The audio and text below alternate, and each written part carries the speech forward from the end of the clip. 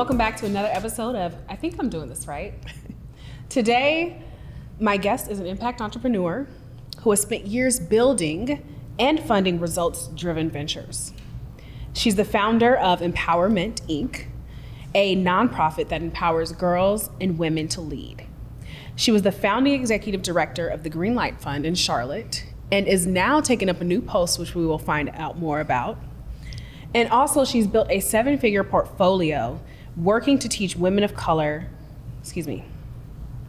She's also built a personal 7-figure investment portfolio, and today works to teach women of color how to create generational wealth. I'm so very happy to introduce Carrie Cook. Carrie, how are you? Lovely. I'm feeling real good. It's Friday. We looking good. We feeling good. I'm here.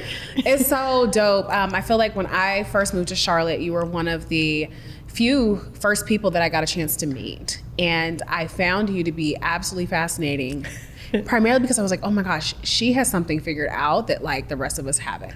Like when you talked about like, yep, I went to RIASEP after college so that I, got my student loans forgiven. You had this very interesting career path. You were doing real estate investing. And I was like, okay, let me sit here and take all these notes. And when I look from the outside in, I'm like, all right, Carrie, you are doing something right. And like, we need to pay attention. So tell me just a little bit about like how you have thought about your life thus far, balancing this idea of family, entrepreneurship, investing, and also like working full time in such an impact investing kind of space. Okay. That's a big question. That's a big question. Come out swinging. I mean, we gotta go. You're supposed to ease into it. So it's a great question, and it's really just been a journey. I'd love to sit here and tell you that I mapped all of this out and knew that I was gonna come out and go into this career and start investing in real estate and start doing this thing and that thing. But it's just been a series of not only being prepared and prayers from, I believe, my ancestors, right? And preparation, prayer, and then just understanding how to not only seize an opportunity, but to create an opportunity. Mm-hmm. And I think that's the big thing for me is just how do we create opportunities for people who look like us? How do we close some of the racial wealth gap? How do we do things that, help underexposed and under-resourced communities get the exposure, get the resources, get the access so that we can change some outcomes? Right. And so it's been a journey of just, like I said, prayer, preparation, support, and really just taking it day by day. But it's funny that you asked that question in this moment, because this morning I'm talking with a girlfriend of mine, and we're just kind of catching up, and she's like, man, listen, wasn't this May about 6 years ago when we had a very similar conversation? We were at a restaurant and she was able to call out the restaurant. I was like, yeah, that was. And what happened 6 years ago to this day was we went to a restaurant. I was crying. I was in tears. I was frustrated because I had a toxic boss and work culture.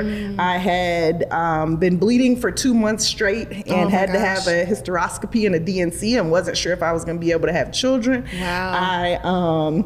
I had just had the situation where a rental property, a tree fell on. I mean, it was a lot going on. It was just that was a lot. It was a lot at one time. Yeah. It was catch this. My boyfriend, I thought I had a boyfriend. He was cheating on me.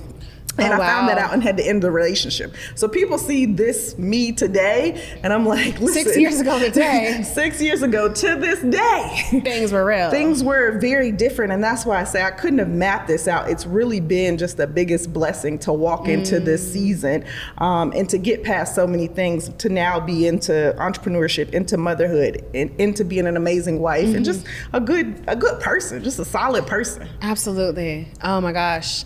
I just have to take a pause because this is my first time hearing about all of these other factors that could have completely derailed you.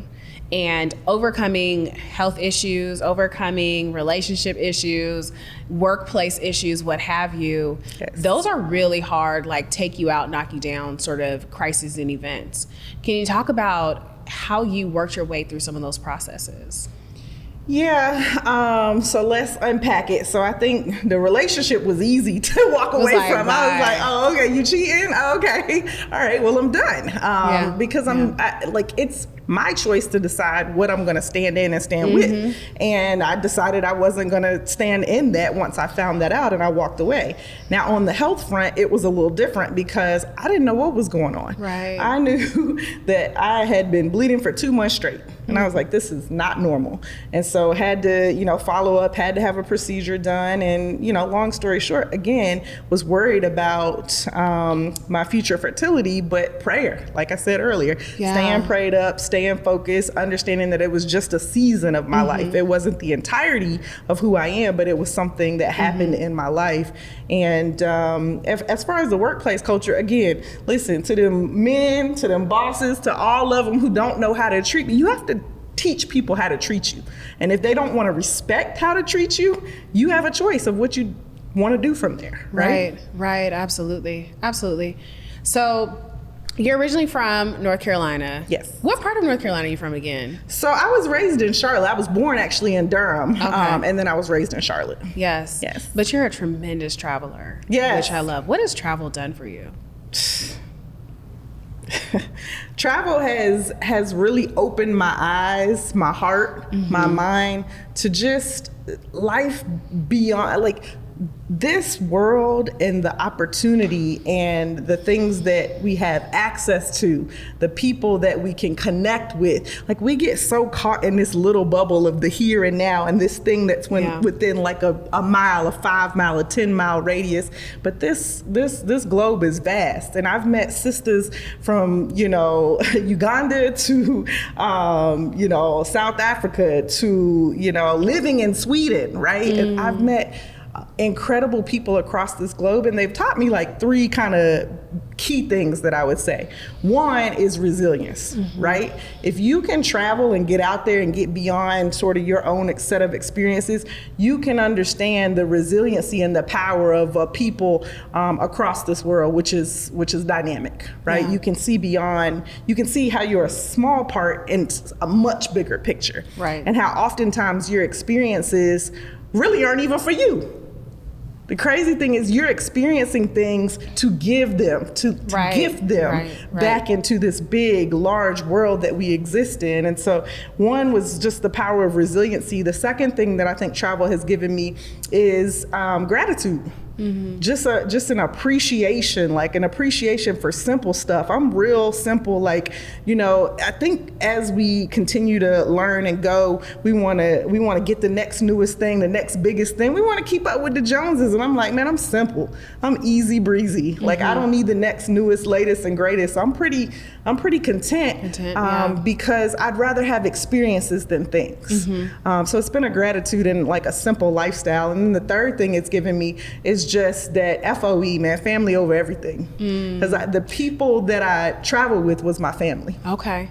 I was gonna say, did that change for you when you became a mom and a wife, or a wife and then a mom?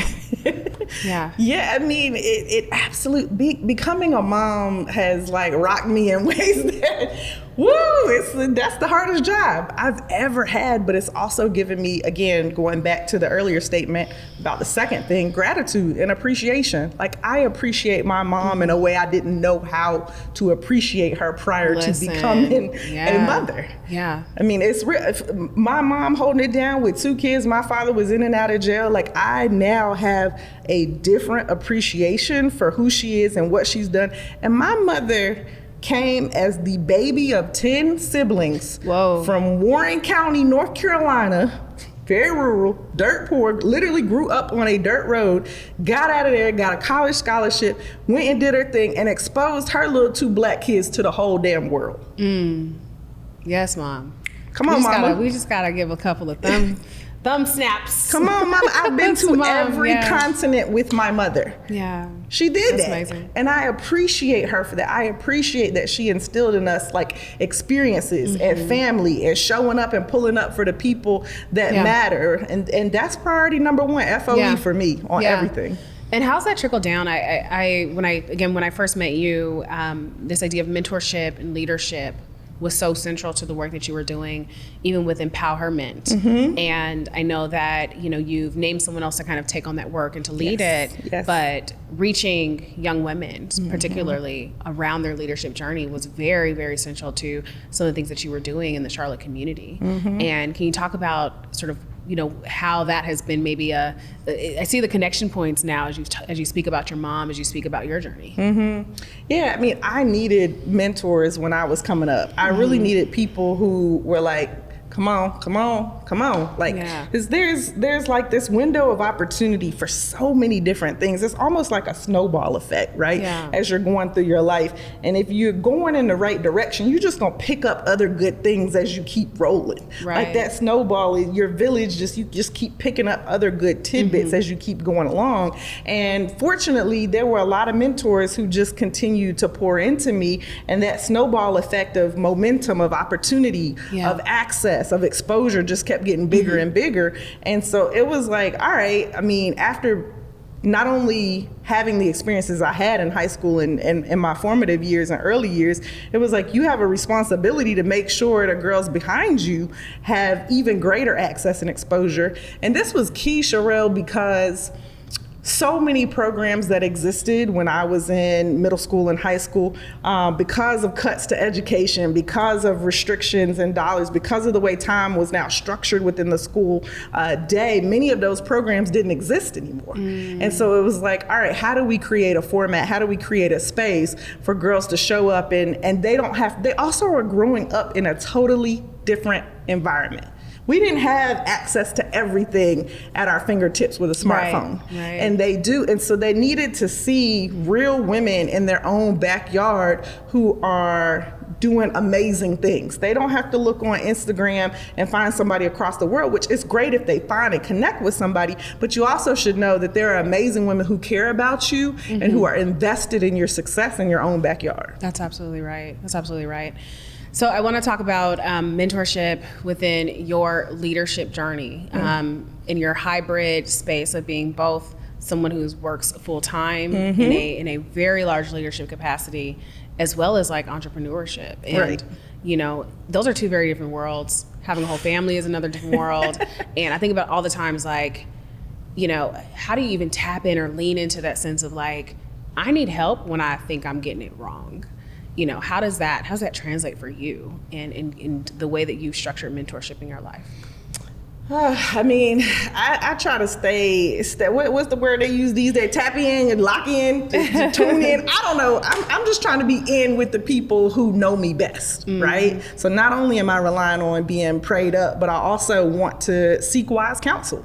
I mean, I want to understand who can I go to who really truly knows me and gets me at my core, who can say, Carrie, when you're considering this opportunity, I know it looks good on paper, or I know X or Y, Z, but this isn't core to who you are, or this is core to who you are, and you should consider it. It may not be as lucrative, it may not be X or Y, Z, but you should consider it because it is your why. It is the essence of who you are. And so mentorship has really been key because having that personal board of directors has led to every single, I haven't applied for a job in 10 years. I don't think I've applied for a job since college because literally every single role that I've had, if it wasn't building something entrepreneurial, the roles that I've had in a 9-to-5 way have been somebody saying, you would be great for this.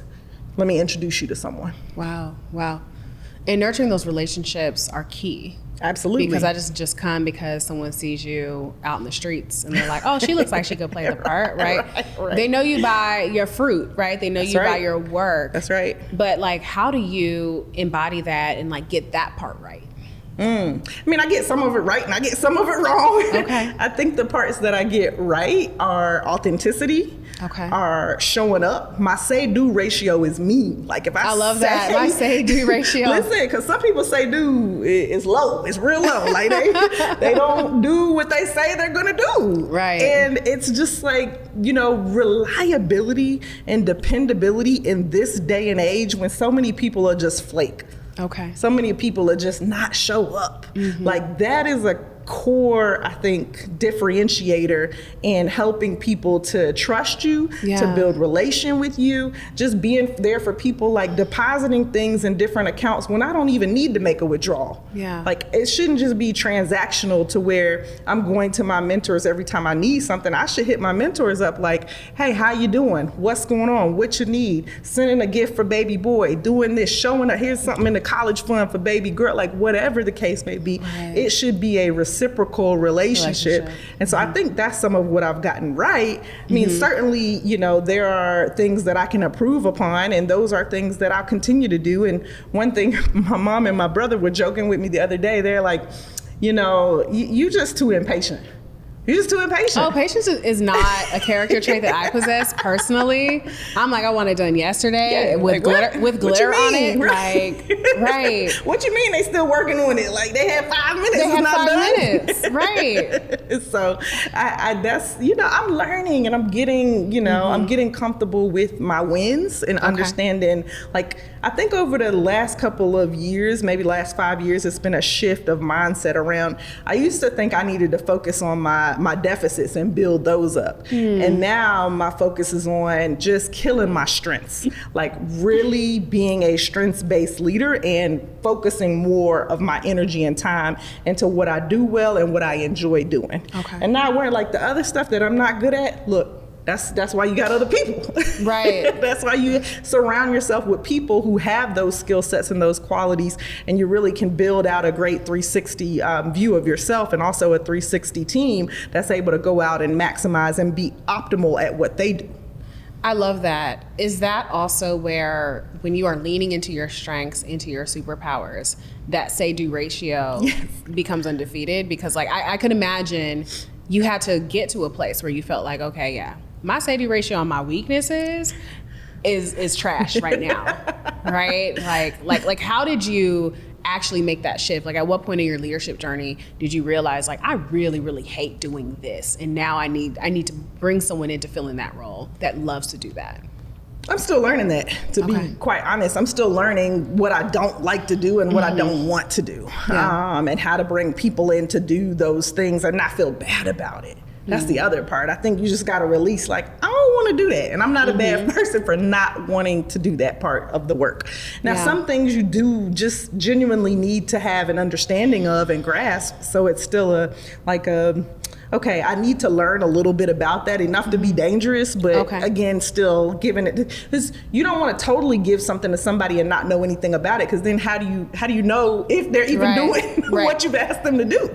How do you know if they met the expectation? How do you know if there's not even a baseline understanding?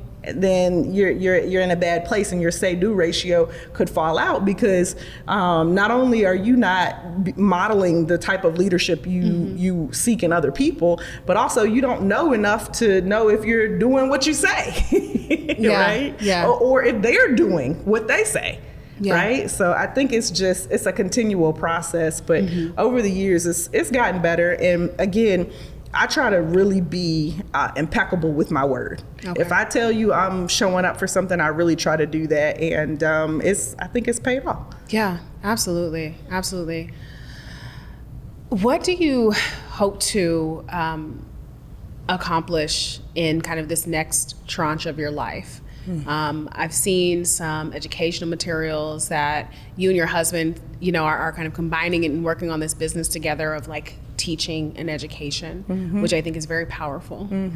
And what's the goal there as you're moving into this kind of next level of your entrepreneurship journey? That's a great question. I think the primary goal, and this falls into anything I do, is just impact, right? Greater impact. And some of the things I talked about earlier around closing the racial wealth gap. I mean, the net worth of Black people by 2050 is supposed to go to zero. We've got a lot of work to do on education, on understanding, on showing a real pathway. I'm like, y'all, I didn't even make 6 figures at my job until about 2-3 years ago, but I still had a 7-figure net worth, right? I had still built assets. Like the key there is to show people what's possible. Like, I worked in nonprofit and in government sector and wasn't out here caking on a huge salary, but I was learning how to make that money go to work for me, so that when I went to sleep, that money was still up, I like my money working. I don't want my money sleep when I'm asleep, right? No, and right. so it's really just, I guess, the education part of my husband. When I met him, one of our early conversations, I think it was our third date, he asked me about my philosophy around money. I was like, say what now? Hello? What a sexy conversation. I was like, hello? He's like, what's your philosophy around money? How much debt do you carry? Like this, I was just like. He was out here scouting. He was. Yes, I'm here for that because people just be like, let me slide into the DMs on Instagram and like, those are the only qualifications. Like, my husband said, no, come here, listen, Linda, let me talk to you. Listen, Linda, listen. Let me talk to you. Let me see what your credit looking like. Right. And that was a breath of fresh air. Actually, it was like, okay, this is somebody who is thinking more about, and it's not to demean or discourage if you're not where you want to be on the journey. Right. It was more about what's your money mindset? Okay. What's your philosophy? What are your habits? And then how can we build together? How can we build a legacy together? Mm-hmm. And so that's really the goal of what Mark and I are striving to do with Your Money Joy, which is the education series we launched. It's really around helping other people become everyday millionaires. Mm-hmm. Like, you don't have to have some super high salary to become an everyday millionaire, but the power of time, compound interest, and some basic investment and understanding of those principles can really get you there. That's incredible. That's incredible. And I love the whole idea of, money mindset, compounding. And I think as I follow your journey, there's just ongoing stacking, whether it's relationship, whether it is improving your say-do ratio, being impeccable with your word, all of those things make up this sense of, we talk about character so much, and your actual character of who you are and how much that is. It's not just, you having a legal entity or an investment portfolio. It is truly who I am today is a result of me delivering on everything I said I was going to do and how I show up for myself. That's absolutely correct. And again, I believe that the fruit will come. I don't tie it necessarily always to a monetary goal. When we launched Your Money Joy, people are like, well, how much money do you want to make? No, I want to impact a lot of lives through this. And the money could and should be a byproduct if and when that's supposed to be the byproduct of that thing. But everything you launch don't have to be tied to a certain stream of revenue. Some things are like, no, we're just legit doing this to create greater impact. And in fact, with Your Money Joy, every session we did sold out, and we took the proceeds from those sessions and invested it into deployed it into nonprofit organizations that we believed in, right? So it wasn't for us to come, I think the thing that I see a lot out there now is a hustle around courses and teaching things, and it's just be a master first, understand it first so that you can really go out and teach well and create greater impact. And I'm not saying don't get your money up, definitely get a bag associated with it if that's what your goal is. But for us, the goal really was to come out the gate and try to expand what we had learned and teach it to other people. And then other things started flowing from that. Once we started doing that, last year we also, did the hotel, we acquired the hotel, right? I never in my wildest dreams would have thought, oh, we're going to acquire a Hilton brand hotel, right? When you mentioned that on your social media, I was like, I didn't even know this was possible. I didn't either. How does this even happen? And I'm just over here taking notes, oh my goodness, how do you even dream of the things that you didn't even know were possible in some instances and had no roadmap for, but suddenly that opportunity kind of appears. Yeah, I think it's just those deposits, and it's, again, the village and the mentorship that you alluded to earlier. So some of the people that I was connected with, one of my good girlfriends, shout out to Ashley, was real influential within the hospitality space, had key relationships. And then one of our other contacts and connects was previously doing M&A work within the hotel space for a private equity firm. So she knew the deal. She knew the game about how to go out and purchase hotels, how to read the P&L, how to understand revenue per room, how to understand improving the logistics and operations. Ashley had the hospitality savvy. I was able to say, oh, you need money? I can help with the capital stack. I can help us go out and get some investors to the table and bring other Black folks here so that we have a Black-owned Hilton brand hotel. So we all had different roles to play. And for me, it was a huge learning curve because I'm I did not know we could go out and buy buy in this asset class. And so now I'm like, where's the next one? Where's the next like, one? You know, I'm ready we to get a W. we getting the Waldorf. we're in a due diligence process for a second acquisition now. That's incredible. So, yeah. That is incredible. That's good. What do you feel like you're getting? What do you feel like you think you're doing right? What do I feel like I'm doing right? Just. That was a weird way to ask that question. I want to do that again. Okay, good. Okay. So, what do you think you're doing right? It depends on the day. I think some days I'm doing motherhood right. Some days I'm doing, analyzing sort of future opportunities right. But pretty much every day, something that I think I'm doing right is just showing up with my whole self, with my full self in whatever space I'm in. Yeah. And so that feels good because I wasn't always there. Yeah. I wasn't always a person who felt like I could show up with my full self in different spaces that I was in. Yeah. And that feels liberating as hell to just show up. And it's like, if this isn't the space for me, the space for me will, room will be made for me to show up in authenticity where I'm supposed to be. I love that. I love that. Where can we find and follow your work? So I'm trying to get more active on this thing, but Instagram. We know you're busy. You got a hotel to run. I mean, you talking about M&A deals. I mean, listen, we understand. Well, so there's a site, carrieconnects.com, and that's just one site that you can find me at if you want to get the bio, book speaking, or other engagements. And then on IG, I'm Carrie B. Cook, so it's at Carrie B. Cook. And the Carrie Connects website really has all of the information and the ways to find me. So I'm happy to connect with people. And one of the things, one of the richest parts of my life is just connecting and understanding different people's stories and helping to be a connector to maximize whatever their impact is. I love that. I love that you live that so honestly and so authentically, this idea of connection, helping other people also realize their potential as well. So thank you. Thank you for being on the show. And thank you for coming. Thank you for doing what you do. I'll be trying. I'll be out here. I'm out here trying. You ain't trying. You're doing say-do ratio strong. Say-do ratio. Let me tell you that everyone's going to get sick of me because that's all I'm going to talk about. My say-do ratio. I'm going to start putting that on employment applications. Yes. Like, what's your say-do ratio?